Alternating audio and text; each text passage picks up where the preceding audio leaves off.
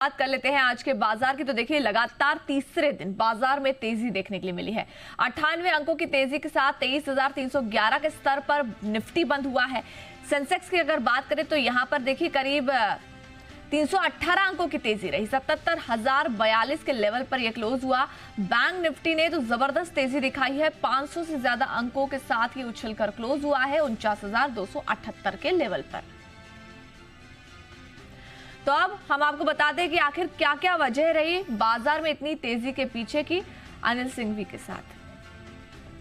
भारतीय बाजारों में आज बनी तेजी की हैट्रिक। लगातार तीसरे दिन बाजार हरे निशान में बंद होने में रहे कामयाब। एक्चुअली आज तो शुरुआत करने के लिए संकेत ढेर सारे अच्छे थे। पिछले 2 दिनों से हल्की हल्की मजबूती कॉन्फिडेंस बढ़ाने वाली थी। अमेरिका में कल देर रात जमकर तेजी हुई, डाउ 700 अंक उछला, वहाँ से जोश आता हुआ दिखा। और हमारे लिए एक और अच्छी बात थी कि डॉलर इंडेक्स थोड़ा सा कम होता हुआ दिखा, उससे भी दुनिया भर की करेंसी पर, इक्विटी मार्केट पर अच्छा असर पड़ता है। ये संकेत पॉजिटिव थे। एक और बड़ा संकेत आता हुआ दिखा, हालांकि बाजार उस पर रिएक्शन कम देते, लेकिन इजराइल और हमास के बीच में युद्ध विराम होता दिखा। वो एक बड़ा ट्रिगर था जो ग्लोबल मार्केट्स के लिए अच्छा था। अब आइए हमारे अपने बाजारों पर। एफआईएस की तरफ से बिकवाली है, बिल्कुल है। कल भी कैश मार्केट में उन्होंने बिकवाली की, लेकिन थोड़ी कम, और सामने स्टॉक फ्यूचर्स में खरीदारी की। उसके सामने घरेलू फंड्स ने उनसे कहीं ज़्यादा अच्छी खरीदारी की। और सबसे बड़ी बात है, जब घरेलू फंड्स और एफआईएस के बीच में मुकाबला चल रहा हो तो हमारे जो रिटेल इन्वेस्टर्स हैं और एचएनआई ट्रेडर्स हैं, उन्होंने बेचना बंद किया है, थोड़ा बहुत खरीदा है। उसका फ़ायदा मिला कि बाजार मजबूत रहे। इसके अलावा अगर आप देखें तो आरबीआई की तरफ से कल सिस्टम में, बैंकिंग सिस्टम में लिक्विडिटी डालने के लिए वीआरआर, ये एक रिपोर्ट सिस्टम उन्होंने शुरू किया डेली बेसिस पे। उसका भी बड़ा पॉजिटिव असर दिखा और बैंकिंग शेयरों के लिए वो लिक्विडिटी लाने के लिहाज से काफ़ी अच्छा था। और इसीलिए आज फिर से बैंकिंग शेयरों ने बड़ी तेजी दिखाई और बाजार की पूरी तेजी को लीड किया। और निफ्टी के मुकाबले में बैंक निफ्टी काफ़ी बेहतर था। ब्रॉडर मार्केट में मूड माहौल बेहतर था। मिड कैप और स्मॉल कैप शेयर 1% से ज़्यादा की तेजी के साथ बंद होते हुए दिखे। निफ्टी गैप से खुला और गैप से खुलने के बाद मुश्किल से 100 पॉइंट की रेंज में ट्रेड करते हुए दिखा।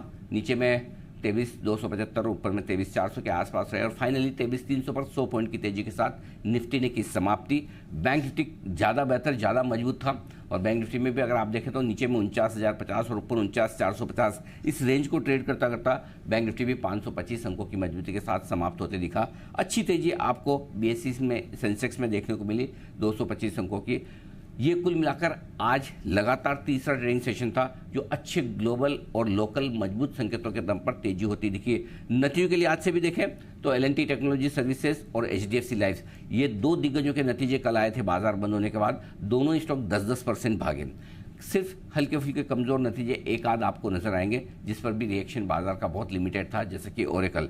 एक बड़ा ट्रिगर और भारतीय बाजारों के लिए मजबूती के लिहाज से था, जो कि स्पेशली अदानी ग्रुप के शेयरों में आज बड़ा जोश बढ़ता हुआ दिखा। हिंडनबर्ग जो अंतर्राष्ट्रीय रिसर्च फर्म है, उन्होंने ये ऐलान किया कि अब वो अपना कारोबार बंद कर रहे हैं। इससे बड़ी राहत की सांस मिली और कई सारे ऐसे स्टॉक्स, ऐसी कंपनियां हैं जिन्हें रिलीफ मिली होगी। स्पेशली सेंटिमेंट के लिहाज से अदानी ग्रुप पर ये एक बड़ी पॉजिटिव खबर दिखी और उसका असर आपको अदानी ग्रुप के सभी शेयरों पर देखने को भी मिला। तो कुल मिलाकर ढेर सारी अच्छी खबरें एक साथ आती दिखी है और उसका असर बाजार में आज आपको देखने को मिला। हाँ, जितनी अच्छी खबरें थी उतनी मजबूती के साथ तो हम बंद नहीं हुए, लेकिन फिर भी दिन में अच्छी तेजी के साथ एक स्टेबल कारोबार और फाइनली अच्छी क्लोजिंग भी बाजार की। तो आज बाजार में क्या वजह रही इतनी तेजी के पीछे की, आपने अनिल सिंघवी जी से समझा। लेकिन आगे आपको बताते हैं कि आखिर कौन कौन से शेयरों में रही तेजी और कौन से शेयरों में आज गिरावट देखने के लिए मिली, नेहा आनंद के साथ। एक्सपायरी के दिन बाजार में हरियाली छाई रही और हमने देखा कि ग्लोबल मार्केट्स, यूएस मार्केट्स के यहां पर स्ट्रेंथ के दम पर लगातार तीसरे ट्रेडिंग सेशन बाजार मजबूती बनाकर बंद होने में कामयाब रहा। यही नहीं, हमने साथ में यह भी देखा कि भले ही एफआईआईज की बिकवाली का यहां पर प्रेशर था, आईटी के नंबर्स इतने मजबूत निकलकर नहीं आए, लेकिन बावजूद इसके जो बैंकिंग स्टॉक्स हैं उसने आज मजबूती प्रदान करने का काम किया और इसी के दम पर निफ्टी बैंक में आज जबरदस्त लीडरशिप देखने को मिली है। आरबीआई में की तरफ से लिक्विडिटी इन्फ्यूजन की खबर का खासा सपोर्ट यहां देखने को मिला और उसके साथ साथ हमने देखा ऑटो, रियल्टी, इसमें भी बहुत बेहतरीन स्ट्रेंथ देखने को मिली।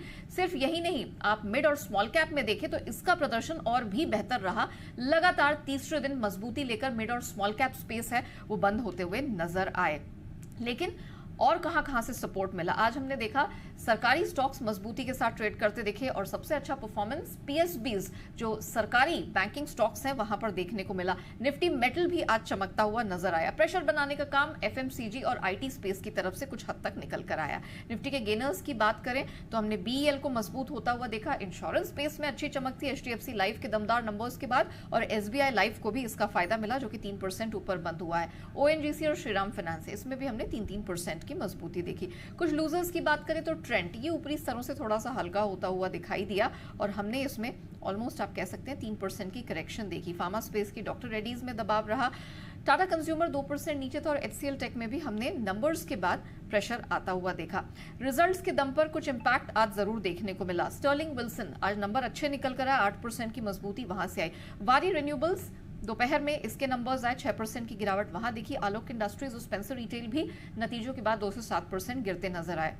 खबरों के दम पर कुछ स्टॉक्स में आज एक्शन दिखा। पेटीएम उनमें से एक था जो 4% चला है।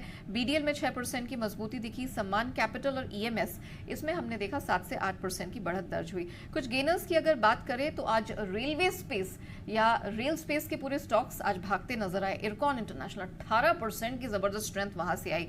जी शिपिंग 9% मजबूत रहा। नजारा टेक और आईडीबीआई बैंक में भी बढ़त दिखी। कुछ मिड और स्मॉल कैप स्पेस के लूजर्स हैं उनके भी नाम रख देते हैं। मोतीलाल ओसवाल में 7% की गिरावट दिखी। देवयानी इंटरनेशनल आज खुला ही था नेगेटिविटी के साथ, 5% नीचे गया और अंबर इंटरनेशनल में भी यहां पर दबाव देखने को मिला। 3% तक की करेक्शन यहां पर भी आज रजिस्टर हुई।